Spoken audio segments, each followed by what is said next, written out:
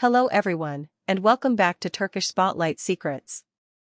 If you enjoy long-form, text-to-speech, friendly deep dives told with care and context, make sure you subscribe, hit the like button, and turn on notifications so you never miss an update.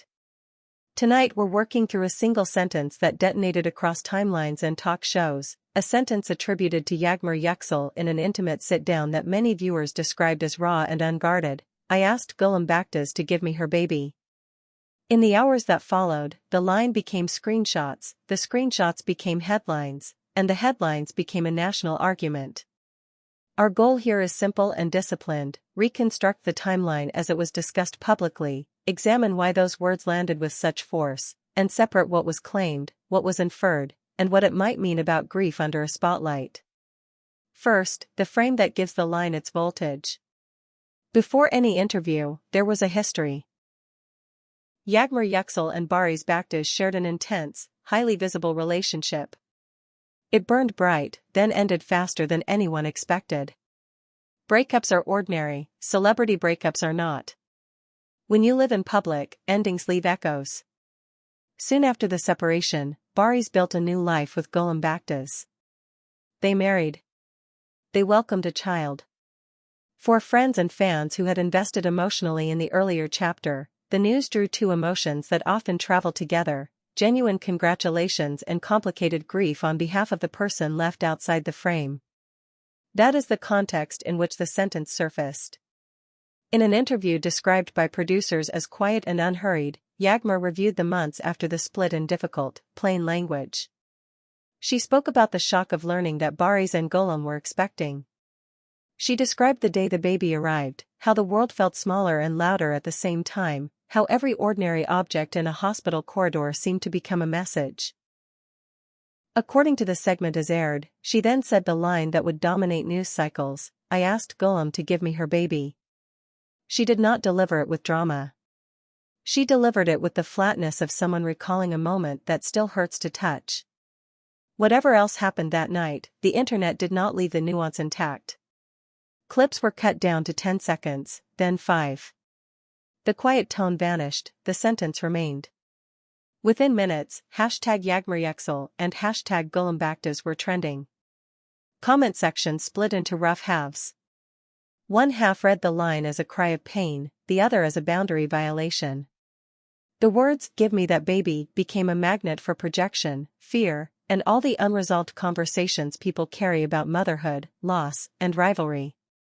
The interview's longer cut added context that many quick shares omitted. Yağmur stressed that she did not mean the request literally. She called it a moment when grief borrowed clumsy language. In her telling, the baby represented a timeline she thought was still hers, a life she believed she was still walking toward. "I wasn't asking for a child," she said, in words that many outlets paraphrased. "I was asking for the return of my story." That explanation did not erase the shock. It did reframe the sentence as metaphor, which is how therapists later asked the public to hear it. Meanwhile, the other names at the center stayed quiet. Gülüm Baktas did not post a statement. No notes app. No reactive live. Those close to the family, when asked by journalists, repeated the same simple line: she is focused on her newborn and on protecting the peace of her home. Silence can be strategic, sometimes it is simply humane.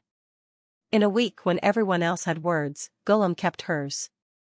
That choice did not stop speculation, but it did signal a boundary the story could not cross without becoming indecent. What about Barış Baktas? He remained absent from microphones, as he has often done when private matters threatened to swallow public work. Reports from people who claim proximity to the couple suggested he was mediating privately, making calls, asking both sides to let the storm pass before it calcified into bitterness. Whether those accounts are perfectly accurate or selectively told, the shape of them fits a mature pattern: when the conversation turns dangerous, lower the temperature and protect the child at the center of everyone's attention. Television did what television always does with a combustible sentence.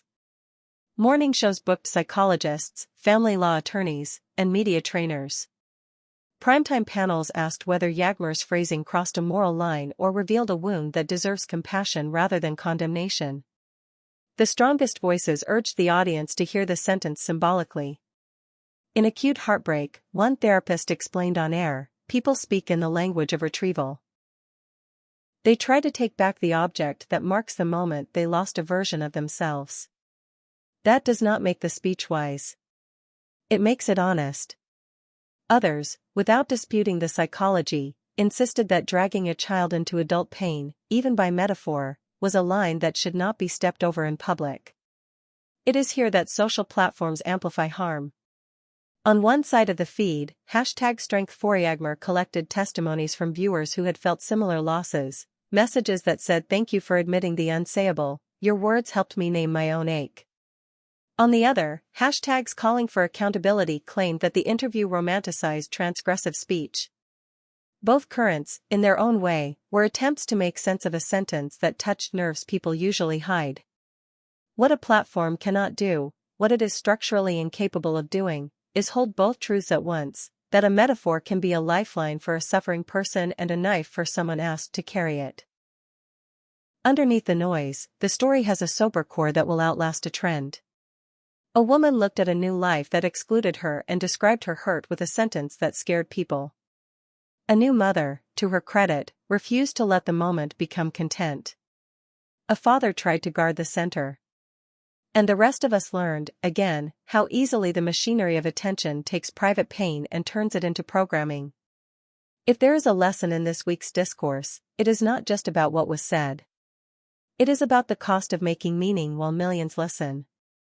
There is also a cultural layer that explains why the sentence escalated so fast. In celebrity narratives, the ex is either sainted or vilified, the current partner is either homewrecker or savior. Real life is almost always smaller and kinder. The earlier relationship can matter without obligating anyone to mourn on a schedule. The new family can celebrate without turning celebration into cruelty. The woman left outside the frame can feel devastated without requiring the frame to rearrange itself to include her. When we stop forcing people into archetypes, sentences like the one that shocked the country begin to sound less like threats and more like what they were, desperate attempts to speak grief in a language that is not designed for it. What happens now? Most likely, nothing dramatic. The household that chose silence will keep it. The interview will age into a clip that resurfaces whenever the culture wants to talk about the pain of being replaced. Yağmur may decide to let the sentence stand as is, the way some scars keep their shape because sanding them down would be a lie. She may also decide to offer a calmer restatement later, not as an apology to strangers, but as a courtesy to the child whose name never appeared but whose life the discourse briefly grazed. Either way, the way forward is not a panel show. It is time and boundaries. If you followed this channel for any length of time, you know what I'm going to say next. We can choose how we watch. We can resist the urge to turn people into stories we feel entitled to finish. We can let a mother be a mother without forcing a rebuttal. We can let an ex speak a complicated truth without pretending the truth is simple. And we can let a father do the quiet work of protecting his home without dragging him to the front of the stage to narrate what does not belong to us. Before we close, a note on language, because words built this week and words can soften it. When we hear a sentence that frightens us, we have three options. We can punish it. We can ignore it. Or we can translate it into the feeling that birthed it and answer that feeling instead. You cannot give someone back the life they thought they were living. You can, however, refuse to escalate their worst moment by turning it into entertainment. If we can do that, then a painful line will have given us a rare gift, the chance to practice a better way of listening. Now it's your turn to respond with care. Was the sentence a red line, no matter the context? Or was it an imperfect way to name a universal loss that most of us have felt in quieter forms? What responsibility do journalists have when an interviewee says something that will travel farther than they expected? And what responsibility do we, as an audience, have to protect the child whose life exists beyond our curiosity? Share your thoughts below. The best conversations in this community make room for both honesty and restraint. If this analysis helped you see past the noise to the fragile human center of the story, subscribe to Turkish Spotlight Secrets, tap like, and consider joining for members-only deep dives where we look at how public narratives form, how families protect themselves against those narratives, and how we can keep the focus on what people choose to share rather than what we demand to know. We will cover any official updates if they arrive, without prying, without guessing, and with the same principle we hope to see from everyone else involved: respect first. Thank you for watching, take care of yourselves and the people you love, and I'll see you in the next video.